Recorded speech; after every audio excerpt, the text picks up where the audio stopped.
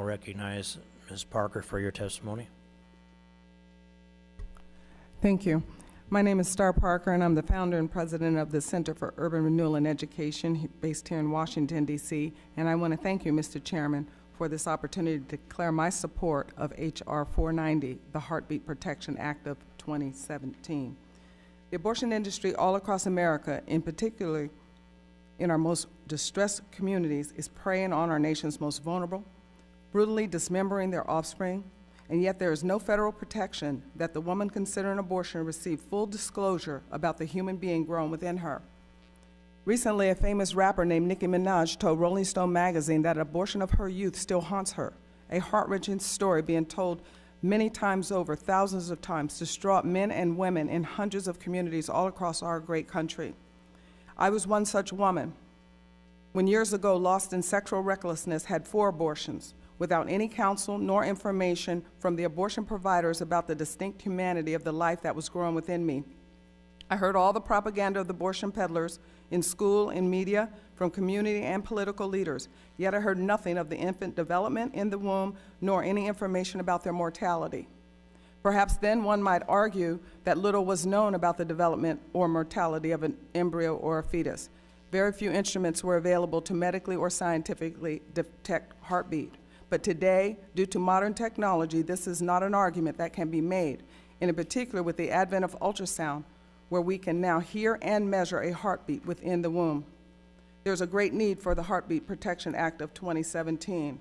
And to illustrate the humanity of the life in the womb and to express the great need for this particular bill, I want to share a sampling of stories I've heard over and over again in state after state about the impact of abortion on personal lives. In Texas, this man had deep regret of abortion in his youth after discovering information on fetal development upon his wife's first pregnancy, and he ended up in counseling for depression. When he saw the heartbeat of their expectant offspring on sonogram, his heart rushed with panic and of an abortion he had a decade earlier with his girlfriend.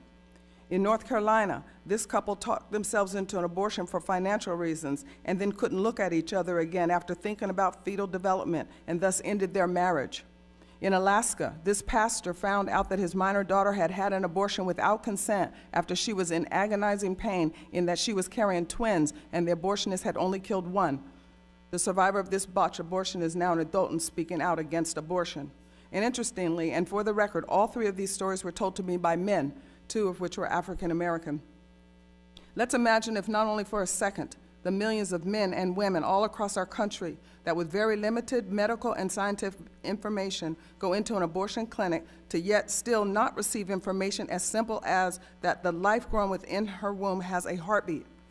As a Committee on the Judiciary and Subcommittee on the Constitution and Civil Justice, I implore you to please consider my above testimony on behalf of the innocent life growing in the womb and the vulnerable men and women considering abortion. But if you also consider in your deliberations regarding H.R. 490, the last time in American history that we were faced with hard constitutional and political questions on the civil conflict between humanity and convenience, personhood and property, justice and public opinion. Slavery was, as abortion is, a crime against humanity. Like slavery, tensions were created in a public square and in law concerning who qualified for natural rights worthy of protection. In the first 89 years of our nation's existence, it was the black slave who sought freedom and equal protection under the law, and many attempts were made to heed their cry. In 1777, gradual abolitionist laws were passed in northern states, Vermont, Massachusetts, New Hampshire, Pennsylvania, Rhode Island, Connecticut, New Jersey, New York. In 1807, Congress passed a law prohibiting the importation of slaves into the United States after January 1st, 1808. In 1831, emancipation was narrowly defeated in the Virginia Congressional Convention.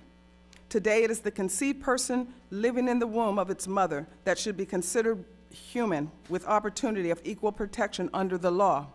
It is ironic that while the 14th Amendment of the United States Constitution in 1868 humanized slaves, the United States Supreme Court of 1973 dehumanized the life of the being in utero, handing down a decision that reeked in ethnic cleansing to once again allow a powerful few to determine exactly who had a right to humanity.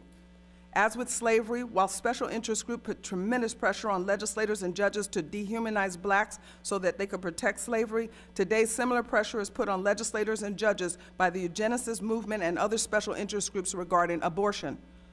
If the baby in utero is not a human being in the fullest sense of that term, then he or she has no natural right to life. However, if the opposite is true, then the humanity in the womb is entitled to the constitutional right to life. Ignoring the advent of ultrasound and other medical devices that make it abundantly clear that the baby in utero is alive and indeed human is a disservice to women and to a society built on the constitutional rights that protect us all. I pray that this Heartbeat Protection Act of 2017 will unanimously pass this committee and eventually will be voted on their House floor. I have submitted to your committee a 2015 Cure Policy Report about the impact of abortion on the black community, which will give you more specifics to support my testimony here today. Thank you. I would say that my reflections are this, that Ms. Parker, you brought a comparison between slavery and abortion, and as far as I recall, that's the first of that type of testimony that I have seen before this committee or any committee. Is that an original thought on your part? Have you had others that index the same comparison? How did this come about? Others have looked at it as well, and in fact, when you put the Dred Scott decision next to the Roe v. Wade decision, they read almost verbatim. I'd like to also address something that was brought up earlier, if I may, when it comes to mixing the abortion issue with the challenges that we face in many of our hard-hit communities. I feel it disingenuous that the issues of Medicaid would come up and other opportunities for us to readdress what has happened and broken down in our most distressed zip codes, the way that Planned Parenthood specifically targets these particular zip codes with abortion. Abortion is a leading cause of death in the black community today. Since Roe v. Wade was legalized, 20 million humans have been killed inside of the womb of black women. And then on Halloween, Planned Parenthood tweets out that the black women are safest if they abort their child rather than bring it to term.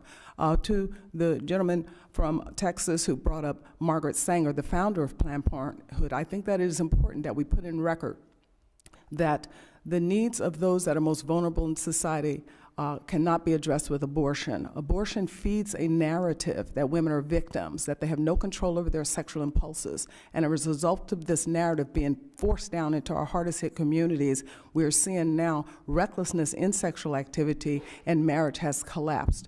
In the 50s, 70% of black adults were married. Today, that number is 30%. This is causing a lot more social pathologies that have to be addressed through different types of legislation, not the Heartbeat Bill. The Heartbeat Bill is to protect the innocent.